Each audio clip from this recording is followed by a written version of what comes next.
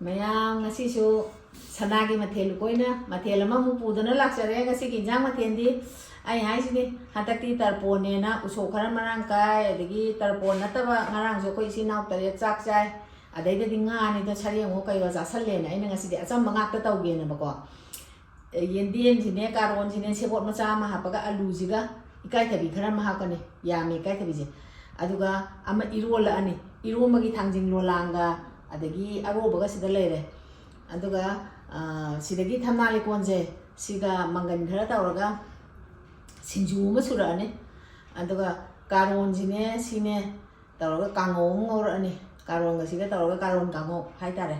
kango ma ngorani aduga aina ngarang le ponse kaino je kongoyen ga adagi sigi ukabi je si thaga kangsoi ni ko thong doi je ado kangsoi thong kane da kongoyen thong da thana na sai sida maroi pang swai da le ado ngasi gi se ai sem chaba hong da tau jara age mayam yeng minare se yam chong man lo su ngai te smai khai te ke mathen yam mani ne jang je bari tau chala ro khatlaga thambai ni am ngot lu bai wa na te se mai soi du lo ju ko to kai sa krema di sile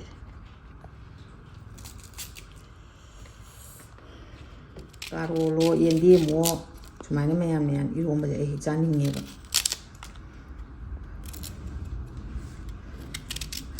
ada mangan ga daw di alu ga daw na chani nge na ina alu ga daw ge daw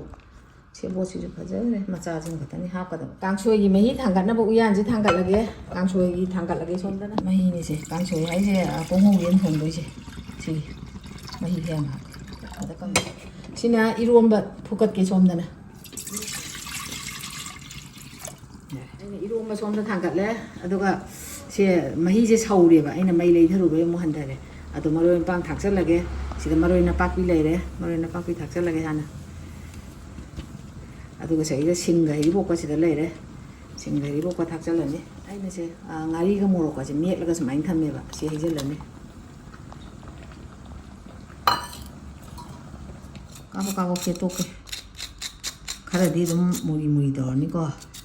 ukabi di masai jo amu ngani mabuk lok thoke talle mabuk sing je smai lok thok mapum di tha kane ba ko ada mabuk si lok thoke chege mapai ni mapum je sai ko la da chege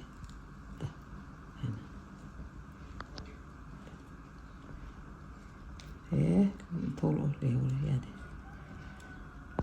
na mabuk sing jis mai loi lok thok atha kan to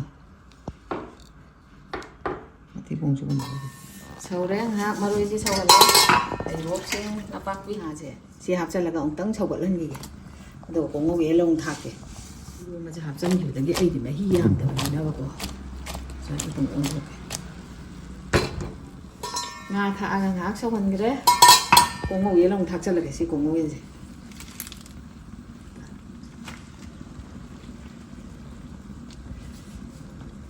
kongoyen ji makha amtang thamnam ge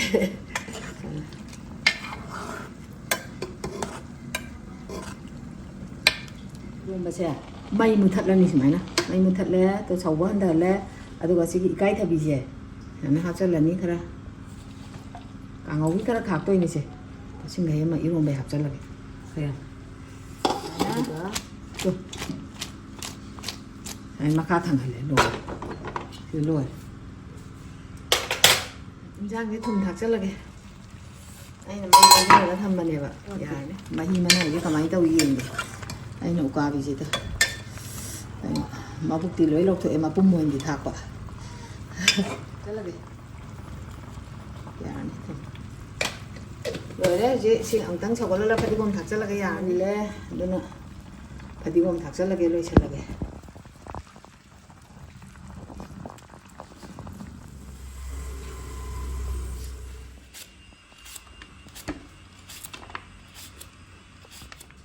Mitpali kanade napali kanade kangaugi khang thangkat le sare ba thau ji hei rage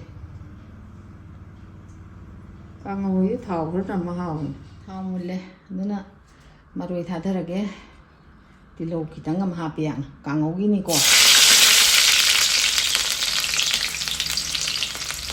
ꯑꯗꯩ ꯅꯥꯀꯨꯞꯄꯤꯁꯦ ꯑꯃꯨꯛ ꯊꯥꯗꯔꯒꯦ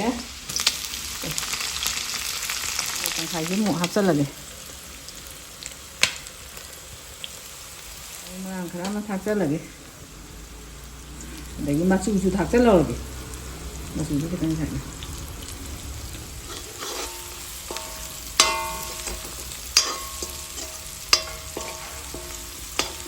ꯃꯩ ꯂꯩꯈꯠꯀꯦ ꯈꯤꯇꯪ ꯌꯥꯝ ꯍꯥꯞꯄꯣ ꯈꯤꯇꯪ ꯍꯥꯞꯀꯦ ꯁꯨꯝ ꯀꯥꯔꯣꯟꯅꯤꯅ enough ꯅꯞꯁꯟꯅꯗꯧ ꯃꯥꯜꯂꯦꯕ ꯑꯗꯨꯁꯤꯅ ꯃꯔꯛꯇ ꯈꯜꯍꯟꯒꯦ hawai mangan maru sini moro ate ko thako je kangau do masu phaja bo khara wale aina se akang ba je khar mi la tamai kitang hiden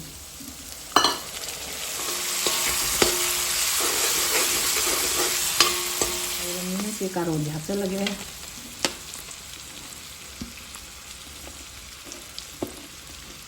karo ni khang na la kitang khie ni mata ang kasi ay na mata kara tangkai kara kai dak lagi hapsa lage koli hawai je yoi hapsa lage maroi ji yam ko yang khar theng hapa ni he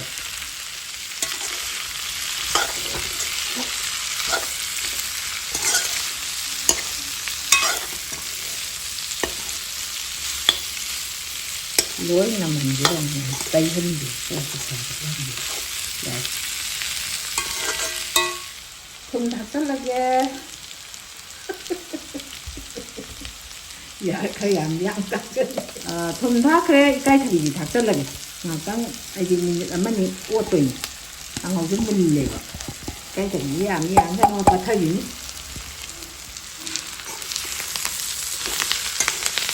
cái thì rất là ghê kita yang pakai ini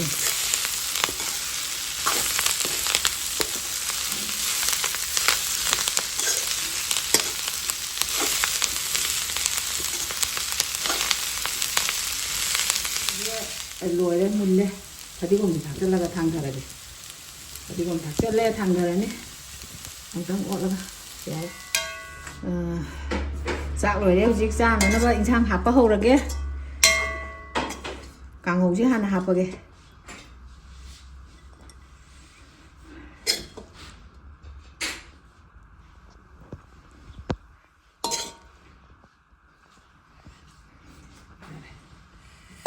jangan mau ha버게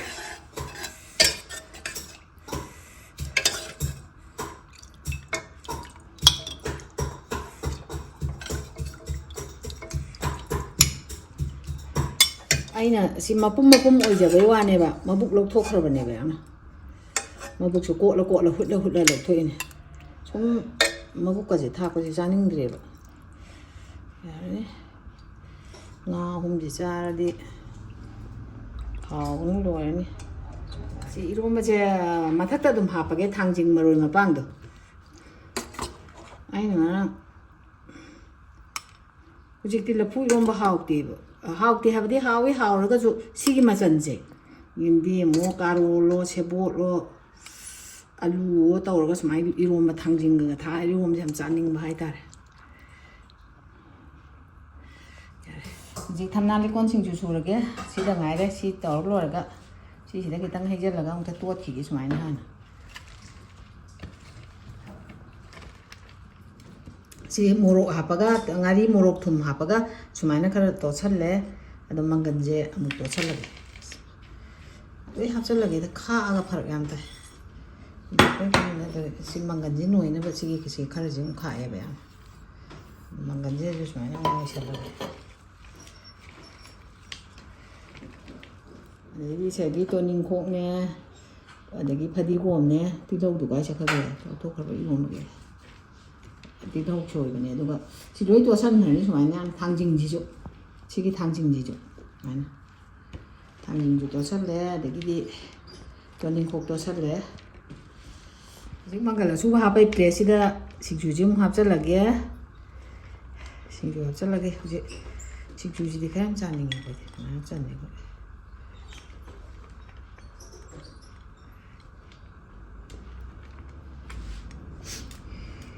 ꯌꯥꯔꯦ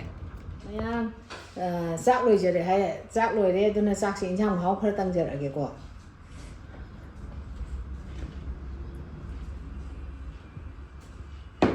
ꯏꯟꯁꯥꯡꯁꯦ ꯍꯥꯟꯅ ꯈꯤꯇꯪ ꯌꯦꯡꯉꯒꯦ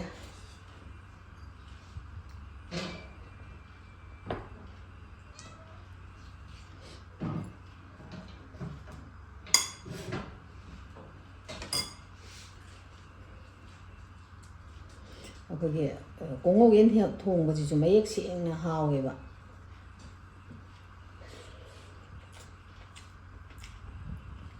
ꯑꯁ ꯉꯥꯒ ꯀꯩꯅꯣ ꯊꯥꯛꯑꯕꯅꯤꯅ ꯈꯨꯍꯥꯎ ꯑꯃ ꯇꯧꯋꯦ ꯆꯥꯗꯕ ꯀꯨꯏꯔꯦ ꯑꯩꯗꯤ ꯁꯧꯒ꯭ꯔꯤꯕꯨꯗꯤ ꯁꯤꯅ ꯆꯥꯅꯤꯡꯉꯤ ꯁꯤꯂꯣ ꯁꯧꯒ꯭ꯔꯤ ꯆꯥꯔꯦ ꯑꯗꯨꯒ ꯑꯃ ꯁꯧꯒ꯭ꯔꯤꯗꯨ ꯀꯌꯥ ꯆꯥꯅꯤꯡꯗꯦꯕ ꯁꯤꯅ ꯆꯥꯅꯤꯡꯉꯦꯕ ꯉꯥꯁꯦ ꯍꯥꯎꯋꯦ ꯆꯥꯕꯗ ꯍꯥꯎꯕ ꯍꯥꯎꯇꯕ ꯑꯃ ꯂꯩꯔꯤ ꯉꯥꯁꯦ ꯃꯌꯥꯡꯇꯣꯟꯅꯦ ꯃꯊꯪꯗ ꯃꯌꯥꯡꯇꯣꯟ ꯕꯣꯔꯥ ꯍꯧꯔꯛꯀꯦ ꯃꯌꯥꯡꯇꯣꯟ ꯌꯥꯝ ꯐꯖꯅ ꯍꯧꯋꯦ ꯄꯥꯝꯕꯤ ꯑꯆꯧꯕ ꯑꯃ ꯇꯣꯅꯤꯡꯈꯣ ꯏꯔꯣꯝꯕ ꯑꯃꯨꯛ ꯌꯦꯡꯉꯒꯦ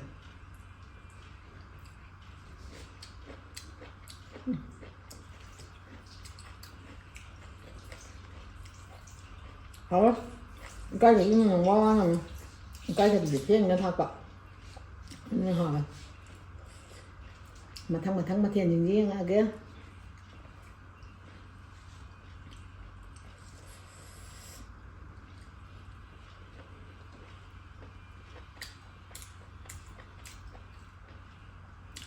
ꯍꯥꯎꯔꯦ ꯊꯨꯝ ꯆꯞ ꯆꯥꯏ ꯑꯅꯤ ꯑꯁꯤ ꯑꯍꯨꯝꯁꯤꯃꯨꯛꯇꯤ ꯌꯥꯝ ꯍꯥꯎꯔꯦ ꯁꯤꯡꯖꯨꯁꯤ ꯑꯃꯨꯛ ꯌꯦꯡꯉꯒꯦ ꯊꯝꯅꯥ ꯂꯩꯀꯣꯟ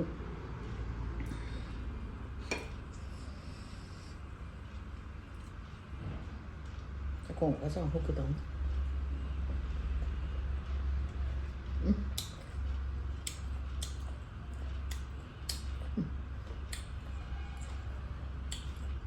ꯈꯨꯍꯥꯎ ꯑꯃ ꯁꯤꯡꯖꯨꯁꯤꯅ ꯏꯍꯥꯎ ꯍꯥꯎꯕ ꯑꯣꯏꯅ ꯎꯅꯤꯡꯉꯦ ꯑꯩꯅ ꯏꯔꯣꯝꯕꯒꯁꯦ ꯉꯥ ꯊꯥꯛꯏꯅꯦ ꯉꯥ ꯊꯥꯛꯄ ꯆꯥꯅꯤꯡꯉꯦꯅ ꯍꯥꯎꯔꯦ ꯁꯤꯡꯖꯨꯁꯦ ꯃꯌꯥꯝ ꯍꯣꯏ ꯃꯇꯝ ꯆꯪꯅ ꯁꯦꯝ ꯁꯥꯔꯒ ꯐꯖꯅ ꯊꯣꯡꯕꯅꯤꯅ ꯍꯥꯎꯏ ꯍꯥꯏꯇꯥꯔꯦ ꯑꯗꯨ ꯁꯦꯝꯃꯒ ꯊꯣꯡꯉꯁꯨ ꯍꯥꯎꯇꯕ ꯅꯨꯃꯤꯠꯁꯨ ꯌꯥꯎꯏꯀꯣ ꯌꯥꯎꯕꯗꯤ ꯈꯤꯇꯪ ꯃꯍꯥꯎ ꯀꯩꯅꯣ ꯇꯧꯕ ꯉꯁꯤꯒꯤ ꯏꯟꯁꯥꯡꯁꯤꯡꯁꯦ ꯂꯣꯏ ꯍꯥꯎꯋꯦ ꯑꯩꯅ ꯆꯥꯅꯤꯡꯕ ꯉꯥꯛꯇꯅꯦ ꯑꯩꯅ ꯇꯧꯔꯤꯁꯦ ꯑꯗꯣ ꯃꯌꯥꯝ ꯉꯁꯤꯒꯤꯗꯤ ꯃꯇꯥꯡ ꯁ꯭ꯋꯥꯏꯗ ꯑꯩꯒꯤ ꯚꯤꯗꯤꯑꯣꯁꯤ ꯂꯣꯏꯁꯤꯟꯖꯔꯒꯦ ꯃꯊꯪꯒꯤ ꯚꯤꯗꯤꯑꯣꯗ ꯑꯃꯨꯛ ꯎꯅꯔꯁꯦ